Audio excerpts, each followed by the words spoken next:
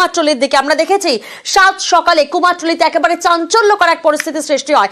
দুজন মহিলা, তাদেরকে দেখা যায় ট্রলি নিয়ে ঘুরতে, নীল রঙের ট্রলি।